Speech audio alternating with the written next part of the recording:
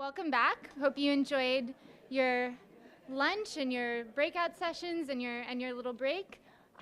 We now have the pleasure of introducing you to your second set of panelists discussing the democratic frontiers of AI.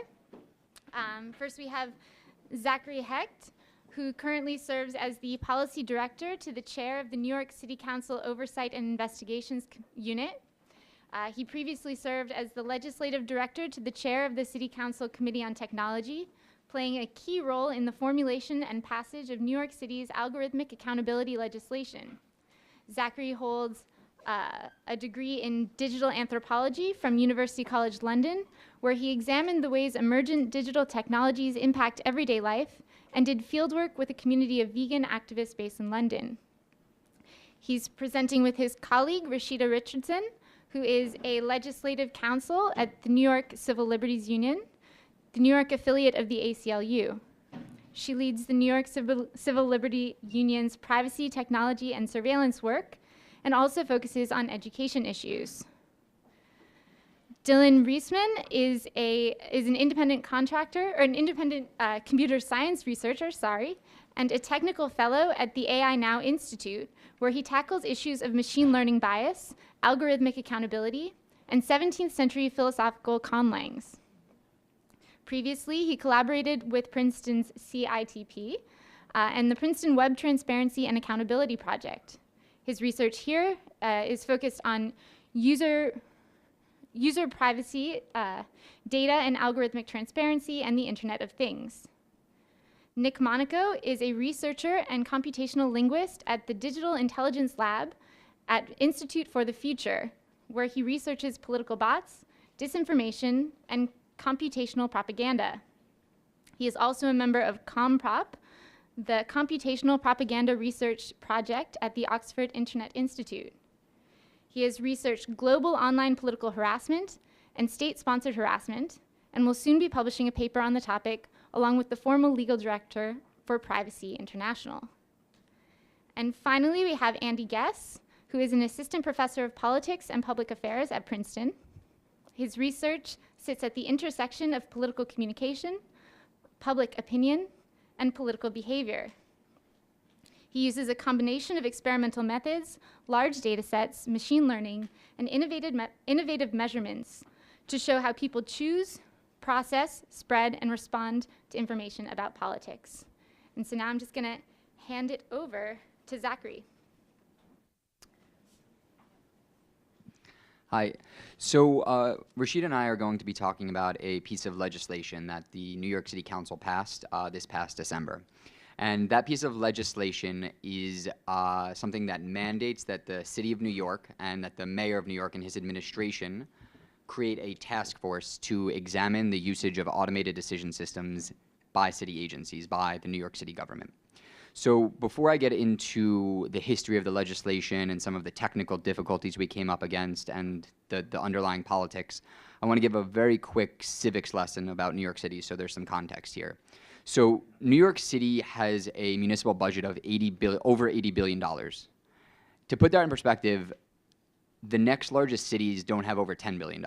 Los Angeles is somewhere around $9 billion, Chicago $4 billion. New York City is massive. It's I think it is the biggest in the world. And that budget is determined by the mayor of New York. The mayor proposes a budget, and he also operates the agencies, and he's responsible for the management of agencies. Those agencies are things like the fire department, the police department, social services, and it also is a contract budget of around $14 billion. And I don't work for the mayor, I work for the city council. And the city council is the body that is responsible for oversight over city agencies and their operations, for approving the budget that the mayor proposes, and land use decisions, and also legislation. To do legislation, the council has committees. And this is sort of where the story begins. There's a technology committee at the city council, which for the longest period of time has been considered a punishment. That if you were appointed to the technology committee, you had no political power and you were probably bad at your job. And so a little over a year ago, I became the legislative director for that committee. And I was provided sort of the room to pursue things that I felt were interesting and things that I thought would be impactful. And for the previous year before that, I'd been looking at the implications of digital technology. And I think that 2015 and 2016 in academia and sort of the media was when algorithmic accountability, algorithmic bias blew up as a conversation. So it was something that I personally was very well aware of, and I decided, let's see if we can make a law about this. Let's see what we can do in New York City. And at that point, I began to pursue a piece of legislation. And I had very little basis, I'd say, in the real world and what New York City agencies were doing.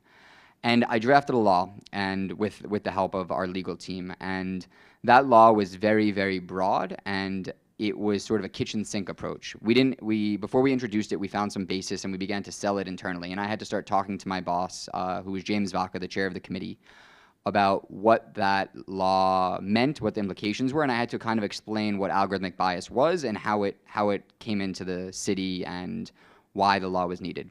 The law very broadly, and this is all it was about 3 lines, was that for any agency that uses for the purposes of policing, decision-making, or policy that uses an algorithm for those purposes must publish the source code of those systems, and they must allow for people to submit data sets and have them tested and receive the output. And that was it. And at that point, I was allowed to introduce that law, and we had a hearing, and we had a bunch of press that actually came out of that. The hearing became the most well-attended technology committee hearing in the history of the city council, and there was a lot of civic input, there was a lot of fanfare around it, and the administration, the mayor's administration, was less than thrilled. There was pushback. And the way it works in the legislative process is the city council proposes something, and then the mayor's team comes to testify, they give their comments, and at the end of the day, the mayor sort of rules. And if the mayor doesn't want something and the administration doesn't want something, it doesn't move forward. So at the hearing, there were a lot of issues that were brought up. There were a lot of technical problems that they spoke about. One of the major problems that they raised was that, first and foremost, they could not publish a list of the source, they could not publish the source code of every system because there was no list or full accounting of where every system was. They publicly acknowledged that there were silos at the agencies and they didn't know where these systems were, and they really wouldn't know how to go about doing that. So there was that, there was a feasibility issue. Another issue that they raised that we also struggled with while drafting the law was what is the algorithmic system or the automated decision system that we were concerned about? How do you define an automated decision system or an algorithm? We weren't concerned with word processing technology and spell check. That's not what we wanted to make transparent. We wanted the impactful things, the criminal justice examples, the social service examples. And that was something we really struggled with. Then there were other issues that were brought up, like proprietary trade interests, and how do we get past that? You can't publish source code if it would jeopardize the contracts that the city has with private companies. And then another major concern was security. They said that by publishing source code, there would be major security implications and that they couldn't do that. Then in the sort of civic side, people made suggestions that transparency was not accountability. We're going to talk about an example in our breakout session where the city was already using an algorithmic tool in the school system and it was transparent, but no one had any idea how to understand it. So after this hearing, we really had about 3 months before the legislative session ended, and the person I was working for was termed out of office, and we would have had to completely start the process again. So we began to draft another version of the law, and the second version of the law was focused on a task force with certain prescriptive measures, and there were many versions, and there were a lot of things that the intermediate drafts had, and those intermediate drafts are unfortunately or fortunately private, and they weren't really made public. I'm sure that there are people here that might be aware of what some of the things were. I mean, there were things about input data, training data, contracts, and publishing source code still. But at the end of the day, the piece of legislation that was passed was just exclusively a task force with no publication standards. And that task force is mandated to look at the way that algorithmic decisions can be made explainable to people, how people can have some sort of due process, how those decision systems can be archived, and the task force will be established by the mayor and the mayor alone.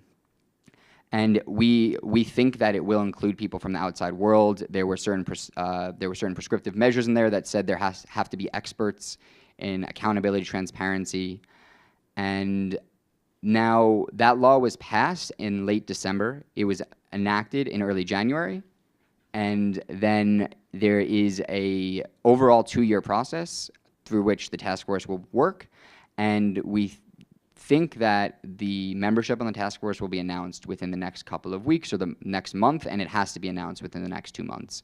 So at this point, New York City was the first municipality and really the first legislative body of any size in the United States to sort of tackle algorithmic accountability and automated decision tools in government.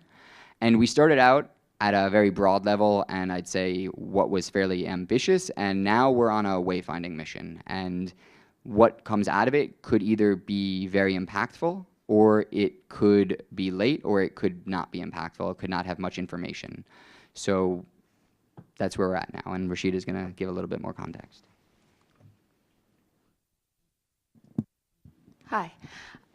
So why does this matter? This is, the New York City bill is sort of a first of its kind bill in that around the country there's been local and state government has kind of only looked at specific systems. So typically what happens is we find out that a system does something wrong, there's public outcry and media attention, and then someone passes a reactive bill just to focus on that one particular system. But the New York City bill is much more comprehensive, and it's looking at all government use. And that's important because these automated decision systems are being used to determine how city resources are being allocated, who gets access to public benefits, and in more extreme cases, whether or not someone's life and liberty will be limited or in significant ways. So it's important that we understand how these systems are being used in all different forms of government decisions. And as Zach outlined, there's a lot of important questions that the task force is going to answer.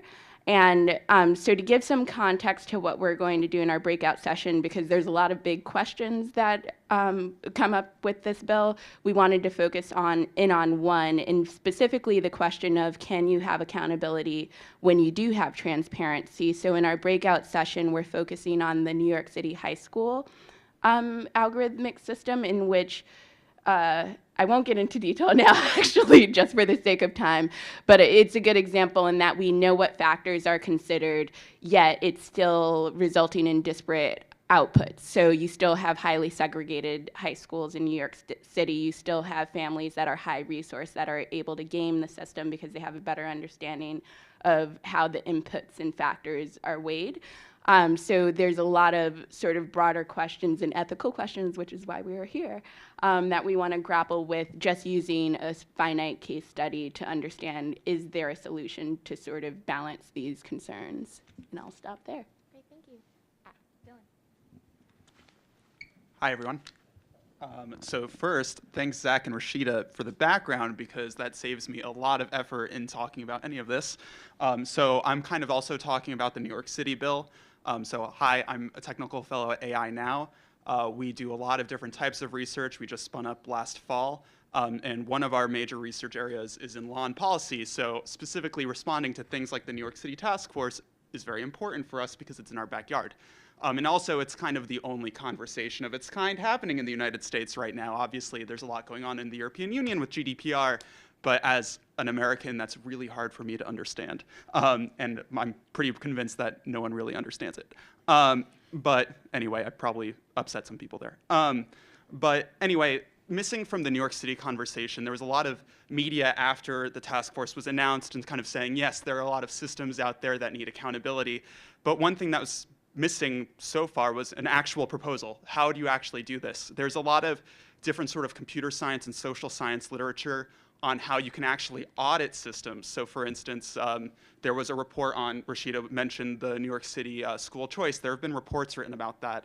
One of the most common examples, which if you go to enough of these talks, you see every time it comes up, there was the Compass risk assessment that was used in criminal justice context. How do you assess, say, the risk to the community of a criminal defendant? So to answer the question, can you release them before their trial, or should they be held? And obviously those raise significant issues, especially in terms of discrimination, whether they're fair to people of different types of classes. So the question was, with all these different types of systems operating in all of these different types of domains, how do you actually mandate any type of accountability? So as Zach mentioned, the original New York City bill called for open source, but there's a lot to show that having the source code of these systems, the actual technical plumbing, merely just the code, is neither sufficient nor necessary. I think that's been mentioned today, possibly. So how do you actually work in this very dynamic environment? So we put forward a proposal that we call algorithmic impact assessments. And this is based on a lot of different research. We don't claim credit for the idea of impact assessments, but really the reason we go to it is because in other domains, say environmental protection, it's a good solution to have a way to bridge the gap between a domain with complex technical knowledge and policy. So how do you actually make the technical issues transparent to, say, a policy world, and actually have some sort of transparency into what those issues are, and then hopefully actually have a capacity to act on them. So we want to accomplish 4 goals, and the first goal is disclosure. So as Zach mentioned, we often don't even really know what these systems are. We have no visibility. James Vaca said, the council member who sponsored the bill, said as much. And actually, there's a recent story in New Orleans that if you've heard of the data analytics company Palantir, which no one really knows about, but it was recently disclosed that Palantir had contracted in kind of secret with the New Orleans Police Department for a predictive policing system that would try to identify people who were either going to be the perpetrators of violence or the victims of violence. And there was really no word on the efficacy of the system or the efficiency. And the kicker to all of this was the city council had no idea that this had happened, that the New Orleans police had been doing this. And so the first step is disclosure. How can you even keep a system accountable when you don't know it exists? If there's a algorithm, AI, machine learning system, it doesn't really matter what it looks like. If it's happening behind closed doors, how can you have any oversight? So that's the first part. The second component that we care about, and I think one of the more unique elements of this proposal, is that in an impact assessment, we would expect a public agency. I should reiterate that too. This is for public agencies, not private companies. That's a totally different question that we should talk about, but this is just directed at public agencies. But anyway, a public agency in an impact assessment would have to put forward a plan to grant external researchers meaningful access to the system. We don't really define what that looks like, because it can really look like many things. Perhaps it means access to the source code for someone from CS academia. Perhaps it means that a sociologist who's an ethnographer can go in and interview the human operators who use the system, because we do recognize that systems are more than just the technical plumbing, but also the people who use them. But really, there's a big question when it comes to external research access that I would like to talk about when we break out, which is whose voices are heard, who has the means to participate in these conversations, and what does that mean for what values are incorporated? Because obviously, that'll determine what the focus of any scrutiny is. The third component is self-assessment. An agency should have to assess for themselves a system, because another part of this goal is that agencies should be experts in these systems. They shouldn't just be beholden to, say, third-party vendors who say, hey, here's a system for facial recognition, just trust us. The agency should be able to evaluate for themselves how it's going to perform. And finally, there should be a path of recourse that if, say, an impact assessment is not sufficient and the public's questions haven't been answered for whatever public actually cares about the system, they should have the ability to challenge the agency and say, hey, this system shouldn't be deployed, or we think that you did an insufficient job, or you withheld information that would have been really important for us to consider. So this is kind of a 4-step process: disclosure, external research access, self-assessment, and path of recourse, with the hope being that this can be a model for not just New York City, but for other jurisdictions that are interested in this and hopefully can start this conversation themselves. One final note that I'll say, but then I'll wrap this up, is that something that comes up a lot in this conversation, you've probably heard of things like the right to an explanation and different types of accountability, and we don't really call that out specifically in the framework. The idea would be that the agency, in cooperation with, say, researchers or the public, can decide if a specific instance of an algorithmic system should be explainable to the public. But another thing that we should be wary of when we talk about transparency is transparency for whom. For instance, a lot of when we talk about transparency, we conflate it with transparency for individuals, that if a decision is made about me, I have the right to see what went into that decision. But is that productive? It puts a burden on people to discover information about systems themselves, and that will ultimately disenfranchise people who don't have the resources to understand what's being put in front of them, or who are not resourced to have, say, friends who can understand how these decision-making systems work, which is also why we emphasize this external research element to it too, because ultimately, I don't really know how, say, a human resources administration in, say, in New York City makes decisions. But having some basic oversight, at least by people who can represent my interests, would be a step in the right direction. So that's something we can talk about too, is transparency for individuals versus trusting auditors. But with that, I will leave that. So. Thank you. Nick. Hello. Cool. Hi, I'm Nick Monaco. I'm a computational propaganda researcher at Institute for the Future. Institute for the Future is a 501c3. It's a think tank in Palo Alto, California that's been around for 50 years doing forecasting and specifically researching, as you may have guessed from the name, the future. What kinds of problems might arise and how might we combat those problems? What can we do about them now? So we really have a long-standing record of forward-facing research. And I work particularly at the Digital Intelligence Lab, which is the newest addition to Institute for the Future. The lab was created by my colleague Sam Woolley 3 months ago. And at the Digital Intelligence Lab, what we're really interested in is researching computational propaganda, bots, disinformation, all these topics that are quite topical right now. But we're also interested in publishing on these matters and bringing together different stakeholders from different sectors, so the private sector, media outlets and journalists, civil society, policymakers, all to come together in one place and kind of talk about what are potential solutions to these problems that we're facing right now. The theme today is Democratic Frontiers of AI Ethics, so I wanted to talk a little bit about state-sponsored trolling, as Chloé mentioned. I have a paper coming out on that within the next 2 months with Carly Nist, who is the former legal director of Privacy International. And then I'm going to talk a little bit about bots and disinformation more generally. So that's kind of a roadmap. We only have 10 minutes, so there's plenty of room for discussion in the breakout session, and I look forward to talking to you about this stuff there. So first, I just wanted to get kind of a raising of hands. Who knows what bots are in the room? Fantastic. It's a lot more hands than it used to be 2 years ago, which I'm happy to see.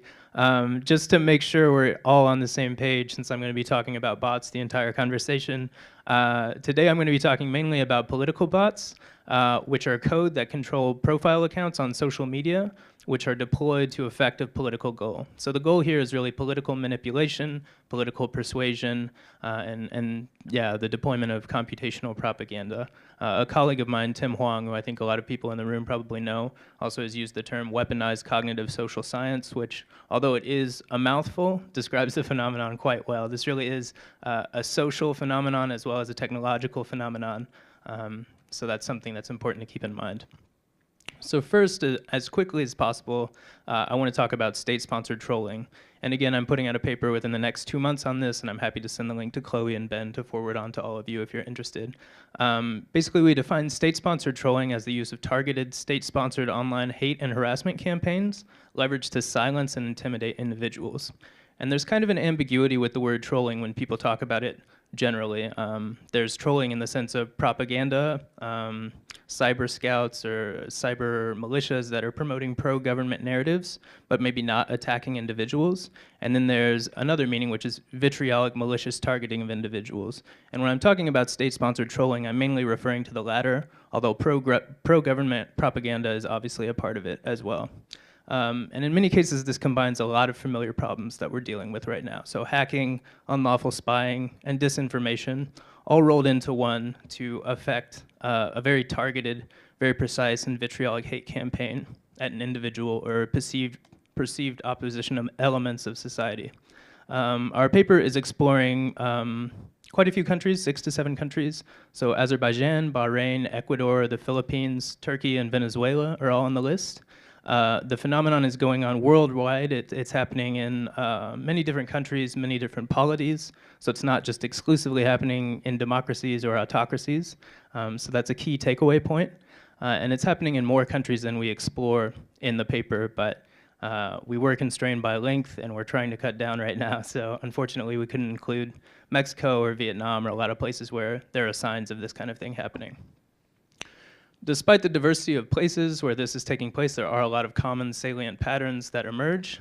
So one of the goals of the paper is to kind of canvas the anatomy of state-sponsored trolling. So one of the common themes that we see, of course, is bots, the use of bots to amplify these hate campaigns. I think one of the most poignant and illustrative examples of this is in Turkey in 2013. There was a journalist who was reporting on the Gezi Park protests who was targeted with a state-sponsored trolling campaign, who received thousands of death and rape threats per minute at the height of the campaign because bots were amplifying these threats. So that kind of gives you an idea of the scale of these attacks and just how intimidating they can be.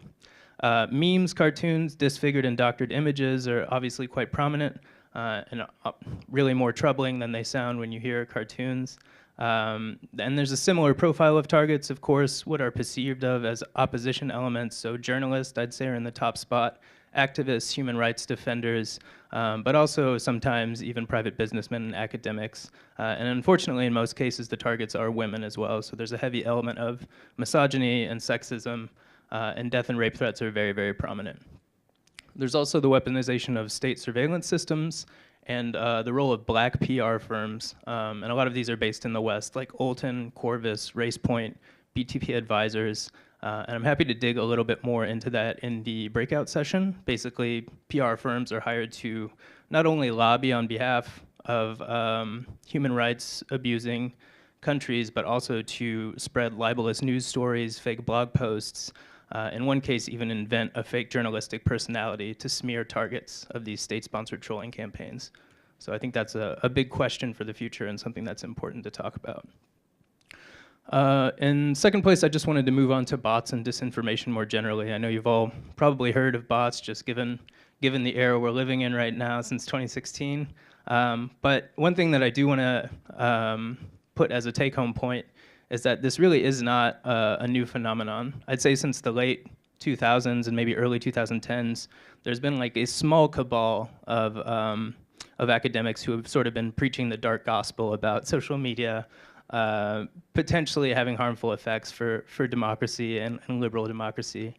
Phil Howard, of course, is one of them, who's at the Oxford Internet Institute. Katie Pierce at the University of Washington is another one that I definitely recommend looking into. And unfortunately, they were right about the dangers that social media can bring. I think one of the cases that illustrates this most poignantly is in 2012, the South Korean presidential election, which is not talked about very much in Western media. But the intelligence services in Korea were recruited to deploy a campaign in favor of Park Geun-hye, who won the presidential election later. They spread a propaganda campaign composed of 1.2 million messages on behalf of Park Geun-hye. She won the election.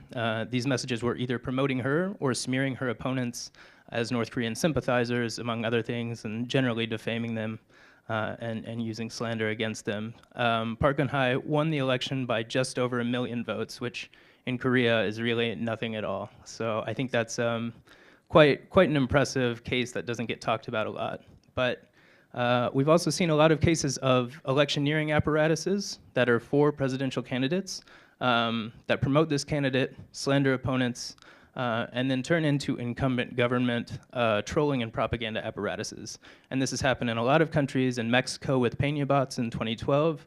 In Ecuador, there are famously some leaks about Correa's campaign in 2012 as well. India is one of these countries, and the Philippines in 2016. President Duterte has been pretty overt about having paid trolls to promote him during his presidential campaign. And then some more quick stats. During Brexit, of course, there was some research that came out of OII that fewer than 1% of sampled accounts in Twitter were generating over a third of conversation about Brexit during the Brexit campaign. So that's an insanely skewed ZIF distribution. You have fewer than 1% of accounts generating over 33% of the conversation. So this really challenges the idea of a free marketplace of ideas. And then in the US, there were, of course, bots promoting both Trump and Clinton. During the debates, there were 4 times as many pro-Trump bots as pro-Clinton bots. And then on election day, there were 5 times as many pro-Trump bots as pro-Clinton bots. These are obviously really big problems, and people aren't so interested in hearing about the problems anymore. People are very curious about solutions, and we at the Digital Intelligence Lab are also very interested in helping to craft solutions and help people think about solutions. So I just wanted to put a few out there as suggestions. I think one thing that would help a lot, and these are in an article I recently wrote with Sam Woolley in the Ripon Forum about potential regulatory solutions too, if you want to read that. But making bots transparent, especially on Twitter, would be really easy. You've all seen the verified blue check mark when people verify their identity with Twitter. At least for bots that access Twitter through the API, it would be infrastructurally trivial to implement this. You could mark a bot with say a bot emoji so that you know it's an automated account. I think this would really undercut the effectiveness of amplified bot campaigns. If you could see that this message is retweeted by 13,000 bots and 4 humans, I think this would really prevent the viral spread of stuff.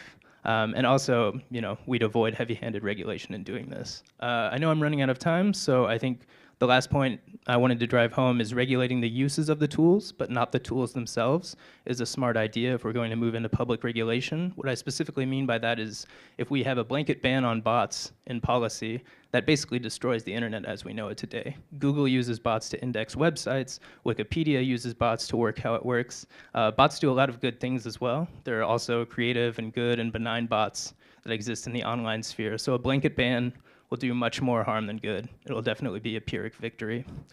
And thinking about regulatory solutions, there's two papers I would recommend to you. Tim Huang recently wrote a paper on the Communications Decency Act, Section 230, that talks about crafting possible exceptions to that section of CDA 230, which is a scary idea, but I think it's something worth thinking about. And Tim Wu from Columbia recently wrote a paper called Is the First Amendment Obsolete? That sort of tracks how our understanding of the First Amendment over the 20th century has evolved and how we might adapt it to the current age. I think I'll end it there. Thank you, Nick. And then to add a different dimension to the bots story, Andy? Thanks. Can you hear me okay? Okay, so we'll hopefully get to bots. The way that I've chosen to interpret the theme of this panel is to talk a little bit about the intersection of algorithms and just the information environment. Given my background in political science, as the institutional review board here will tell you, I'm not an ethicist, but I do hope that some normative concerns will sort of emerge from what I'm saying. So I'm going to talk through just, I think, 3 main topics here. I wanted to start first with just the kind of intersection of AI and the kind of news environment. So basically, these general concerns about echo chambers and filter bubbles, which we've seen a lot of concern about. It's really interesting because kind of not that long ago, this was seen as sort of a very promising and positive idea, right? That we could have computers help us choose what information is relevant to us, and we could have a daily me, which would help us cut down the clutter, save us time, and give us a more fulfilling kind of information experience. Obviously, that's not the way that we think about this today. So there are a number of reasons for that, obviously. So there's concerns about echo chambers, filter bubbles, which I think are perhaps more pernicious, right? This concern that there are algorithms which are using thousands of variables to control what you see without even your awareness. Although, just as an aside, who isn't aware of that at that point? But I feel like that is the concern, right? My kind of general response to this set of concerns is that, yes, algorithms are out there. They are helping to shape and influence the information that we come into contact with. And for some people, they do so to an extreme degree. But that's not most people. And this is always a difficult message to send, especially to people in rooms like this, because in some sense, we're kind of all in that bubble. We are all people who are kind of, we're very engaged with public affairs, educated, politically sophisticated, and probably in some sense, news or information junkies. And so we are all the kinds of people that we have in mind when we are talking about things like, filter bubbles, echo chambers, people who are becoming more extreme because they are encountering reinforcing information. The danger is sort of making an inference that everyone else is similar to us. And this is why I encounter resistance often when I try to make this somewhat difficult argument. So that's sort of my kind of first set of points.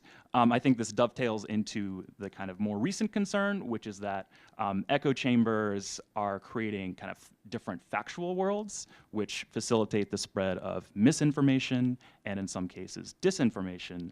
And this is something that I think we should and are taking seriously.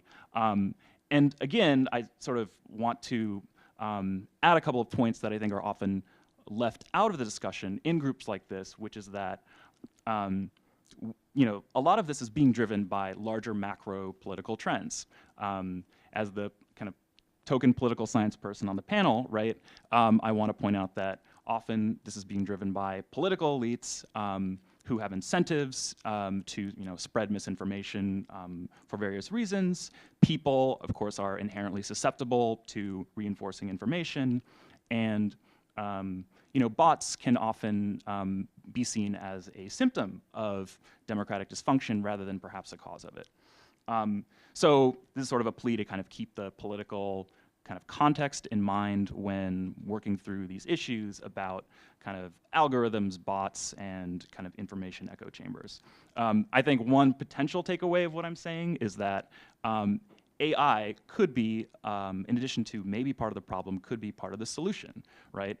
These aren't necessarily rocket science level problems that we're talking about in terms of boosting content that is more trustworthy, filtering out content that can be misleading, and encouraging some diversity in people's news feeds.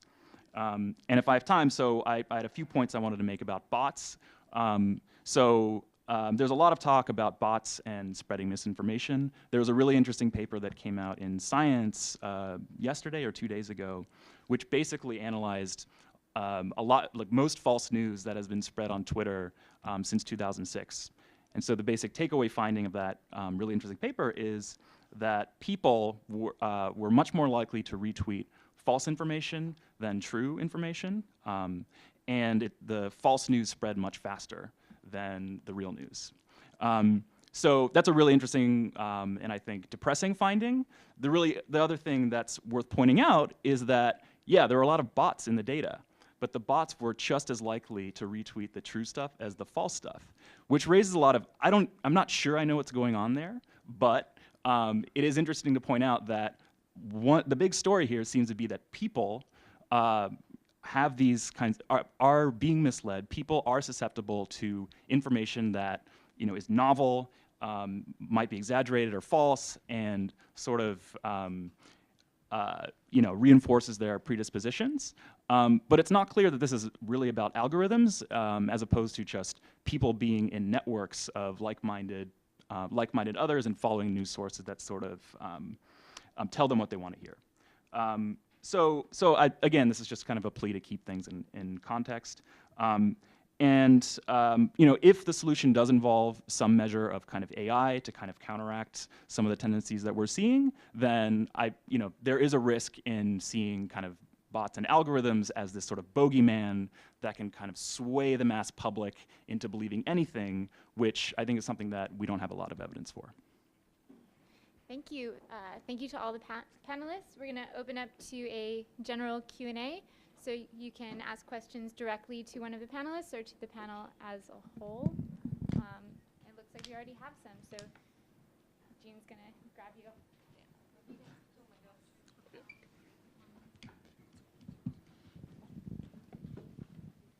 Thank you. Hi, Chuck Howell, MITRE. I guess this is primarily to Dillon. You mentioned in the framework that AI now has developed for algorithmic impact statements or assessments, you touched on the point that it's got to be broader than just the running code and the data, that it's how people use it, et cetera, which is spot on. I was wondering, have you guys started, is there any work on sort of articulating what that would look like, giving people a framework for defining the roles and the interactions, or right now is it just saying, you know, you should provide this, and then as time goes on, we'll get better at sort of characterizing what should be in that and how to describe it? So, I don't know if this is on. Sure. Can you hear me? Yep. Okay. So I could have understood your question in a slightly different way, but I think the answer to your question is really that we have thought about it, or really the whole reason for, say, the external research access component, which is really that the agency, with relatively little guidance, should make a plan. And that through whatever sort of notice and comment process, you know, that the agency should release the impact assessment and the public should comment on it, so that hopefully will encourage the agencies to be proactive. That sort of access can then be tailored to what the appropriate researchers need. So that if an agency says, we have a new risk assessment system, and it is, you know, released, we want to procure it from this vendor, and here is kind of a very basic high-level technical outline, then a researcher, like a computer scientist, say, could come in and say, well, for that system, the source code is not super relevant. Maybe the data that was used to train the algorithm is the relevant part. So I think the answer to your question is, we've thought about it in the sense that we want to keep it as loose and flexible as possible. Does that kind of answer? Or because I think there was the other interpretation. Well, I was thinking, what you said seems spot on as well, but I was referring more to the notion that it's not enough to look at the system itself. How is it used? How are the people? It's a larger system than just running code. And again, is it right now just sort of a general, you should capture this, and over time we'll get better at providing a framework to capture that, guidance for how to capture it? I think I understand now, and I think the answer is pretty much the same. Okay. Which is that Very efficient. Yeah, which is that we don't know how the systems are used, or in what ways the human involvement matters or doesn't matter, and it'll change based on different systems, and we don't want to prejudge it by sort of imposing some ontology for this is how you talk about a human that uses a tool, because it depends on what the user interface looks like, and how they receive the output, and how they act on those decisions, which will be different if it's a predictive policing algorithm or this other thing. So Yeah, fair point. Thank you. Okay, hi. I have a comment for Dillon and a question for Andy. So the comment for Dillon is just that, and the room, is that the IEEE has been putting together a transparency standard. You can still join the committee.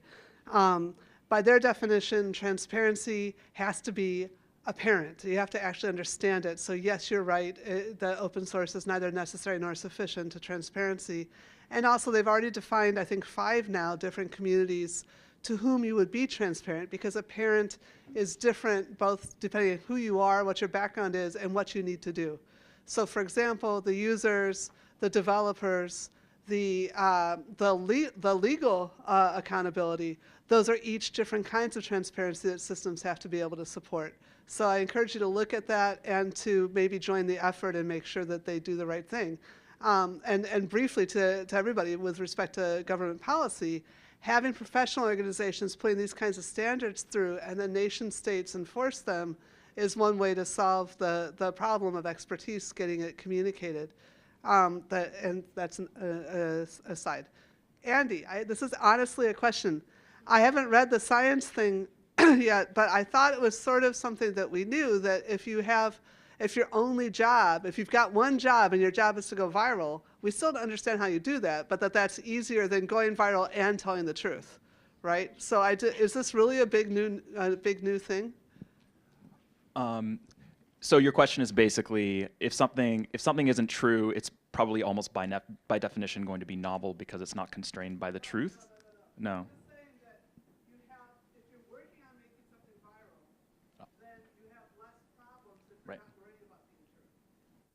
Sure. If your job is simply to make something go viral and you don't have to worry about accuracy. Absolutely. And what they find is essentially like a confirmation in the field of what we would expect to find. So, you know, people were responding with more kind of anger and surprise at the viral false information, right? Because it's really designed to push people's buttons in that way, and that's what's sort of driving these rumor cascades. So, yeah. Hi, I have a question regarding the accountability in intra-organization. Say, if we are giving permission to, say, Google Image, any artificial, like any algorithm which requires, say, which is working on images, and I'm saying that, okay, I'm giving access to my images and location, but I don't know how this information, at what different level this information is going to be used, for what learning algorithm my image or my location or other features are going to be used. So if you say that in intra-organization, if this is accountable, if you know for what algorithms this information is going to be used, or say you have some very highly sophisticated encryption algorithm which doesn't permit this information to be used more than what is stated out there, then how this is going to change the shape of this debate, that like whether accountability need to be a concern after that or not.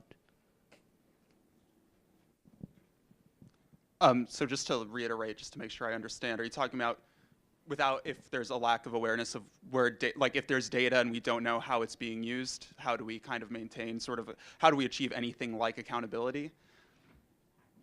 That's a good question. So right now, so just to reiterate, in terms of our proposal, again, it's just focused on public agencies, and there's a reason why we don't talk, there's a lot of conversation around, you could just have an accountability framework that says data transparency. Any data that we have about people should be transparent, or outputs of these systems should be transparent, and that clearly has a role to play. But there's a reason we don't lead with data, and that this isn't center out data, and that's because exactly what you said. It's hard to know the ways that data is going to be used when it's collected. We care about the use. We look at it as a systems thing, that there's a system and people are using them. And then whatever data exists within the context of that system, you know, we have to talk about transparency in regards to that.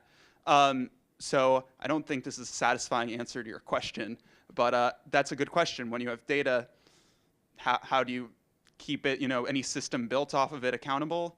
I think you have to start to look at the use of the data. But again, and I think if I were a EU citizen, I would have a very different answer. I would just say that, because I would probably have some, you know, right as a data subject, and then it wouldn't matter how this data is being used. I could just say this data shouldn't be held by this, you know, by this company or anything. I hope that answers your question.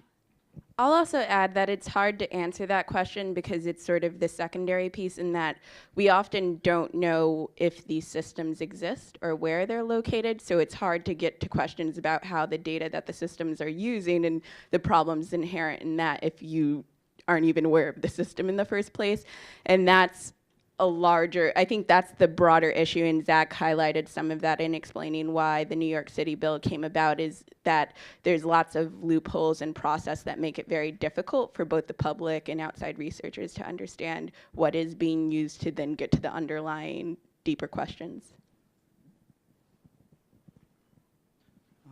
I saw a graph, I think they made it at the MIT Media Lab, where they charted the connections between Twitter users, and the red was really tightly clustered together, and blue and I guess purple was a lot more dispersed. And it seems like that really tightly clustered together red, I think that basically what that meant was if you were like a Republican, you were really only connecting with other Republicans, and if you were, you know, more independent or liberal, you had more dispersed connections. And it seems like with, you know, bots spreading fake news among a very tight group, that becomes an even bigger problem. So I don't know, is there any way to, I don't know, I guess it's more of a comment than anything. What do you do about that? Yeah, I think the things that we tend to blame for filter bubbles and echo chambers, I think those same tools could potentially be leveraged to get us out of the same problem that we might be in right now. So there's a lot of available data on users, obviously, for these platforms, and even outside the platforms in terms of open source intelligence. I think a question is, how can we ethically use that data to diversify our media diet and suggest new things to us that maybe we'll like but are different from what we usually like, or maybe that we wouldn't like but we have a high probability of reading all the way, something like that. So verified materials and ethically using the data that we have available on individuals to kind of diversify what's going on. I don't see that as impossible.